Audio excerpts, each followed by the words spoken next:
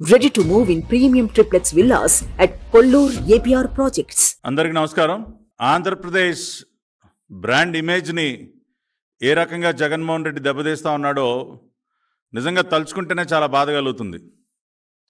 గత 5 సంవత్సరాలుగా ఒకప్పుడు చంద్రబాబు నాయుడు గారు ముఖ్యమంత్రిగా పెట్టుబడులకు ఒక స్వర్గధామంగా ఉన్నటువంటి Andhra Pradesh, one of the most attractive investment destination of the కంట్రీగా ఉన్నటువంటి ఆంధ్రప్రదేశ్, కొన్ని వేల కోట్ల రూపాయల పెట్టుబడులు, అంతర్జాతీయ కంపెనీలు, మరీ ముఖ్యంగా విశాఖపట్నాన్ని ఒక ఫైనాన్షియల్ క్యాపిటల్గా ఆయన తీర్చిదిద్దినటువంటి తీరు, ప్రతి సంవత్సరం కూడా అంతర్జాతీయ పెట్టుబడిదారుల సమావేశాన్ని ఏర్పాటు చేయడం, విశాఖపట్నంలో అనేక అంతర్జాతీయ స్థాయి ఈవెంట్స్ని విశాఖపట్నంలో ఏర్పాటు చేయడం కానివ్వండి, చంద్రబాబు నాయుడు గారి కృషి వల్ల ఒక ఆంధ్రప్రదేశ్ బ్రాండ్ ఇమేజే కాకుండా మరీ ముఖ్యంగా విశాఖపట్నం యొక్క బ్రాండ్ ఇమేజ్ ఎంత పెరిగిందో మనందరికీ తెలుసు.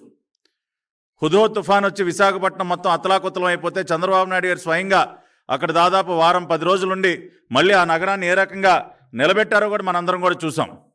ఇవాళ అటువంటి విశాఖ నగరాన్ని ఈ రాష్ట్ర ముఖ్యమంత్రి జగన్మోహన్ రెడ్డి నేనేదో రాష్ట్ర రాజధాని చేసేస్తానని చెప్పి 5 సంవత్సరాలుగా కల్లబొలి మాటలు, మాయ మాటలు, ప్రజలు కోరుకోకపోయినా అయ్యా నీకో నమస్కారం, ప్రశాంతంగా ఉన్నటువంటి విశాఖ నగరాన్ని నేరస్తులకు ఒక అడ్డాగా మార్చొద్దు, ఇవాళ తమరు ముఖ్యమంత్రి అయిన దగ్గర నుంచి కూడా ఈ ప్రాంతంలో ప్రశాంతత లేకుండా పోయింది అని విశాఖ వాసులు ఎప్పటి నుంచో వాళ్ళు చేతులెత్తి నమస్కరిస్తూ ఉన్నారు, ప్రశాంతంగా ఉన్నటువంటి విశాఖని నాశనం చేయొద్దని చెప్పి.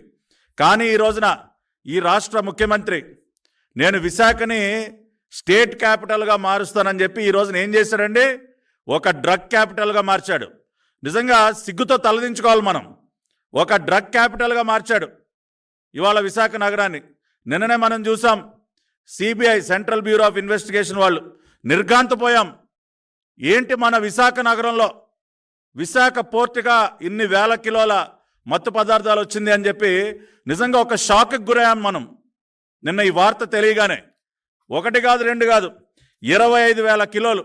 ఇదిగోండి సిబిఐ ఎఫ్ఐఆర్. 25,000 కిలోలు బ్రెజిల్ నుంచి విశాఖ నగరానికి వచ్చినటువంటి ఒక కంటైనర్ డ్రైడ్ ఈస్ట్ రూపంలో 25 కిలోల్ని బ్రెజిల్ నుంచి ఇక్కడికి దిగుమతి చేసినటువంటి కంపెనీ సంధ్యా ఆక్వా ఎక్స్పోర్ట్స్ ప్రైవేట్ లిమిటెడ్ అనే కంపెనీ పేరుతో బ్రెజిల్ దేశం నుంచి 25,000 కిలోల మత్తు పదార్థాలతో కూడినటువంటి డ్రైడ్ ఈస్ట్ని దిగుమతి చేసుకున్నారు. సిబిఐ వాళ్ళకి ఆపరేషన్ గరుడాల భాగంగా దేశవ్యాప్తంగా ఎక్కడ మత్తు పదార్థాలు ఉన్నా కూడా వాటిని పట్టుకోవడానికి ఆపరేషన్ గరుడ అని చెప్పి కేంద్ర ప్రభుత్వం ప్రారంభించింది. దానిలో భాగంగా ఇంటర్పోల్ వారి సమాచారం మేరకు, అంటే ఇంటర్నేషనల్ పోలీస్ ఇంటర్పోల్ వారి సమాచారం మేరకు సిబిఐ వాళ్ళు రైడ్ చేసి నిన్న విశాఖపట్నం పోర్టులో 20వ తేదీన విశాఖపట్నం పోర్టులో కంటైనర్ నెంబర్ SCKU 4375380 దానిని ఓపెన్ చేస్తే 25,000 కిలోలు మత్తు పదార్థాలతో కలిసి ఉన్నటువంటి డ్రైడ్ ఈస్ట్. దాన్ని టెస్ట్ చేస్తే, ఇదిగోండి టెస్ట్ రిపోర్ట్స్ కూడా ప్రింట్ చేశారు. టెస్ట్ చేస్తే కొకైన్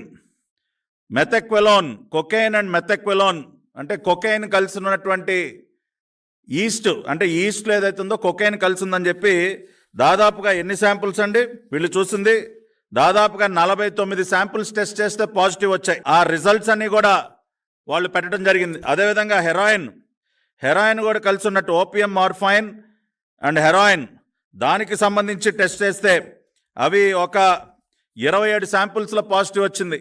సుమన్ టీవీలో మీ పర్సనల్ అండ్ బిజినెస్ ప్రమోషన్స్ కోసం కింది నెంబర్కి కాంటాక్ట్ చేయండి.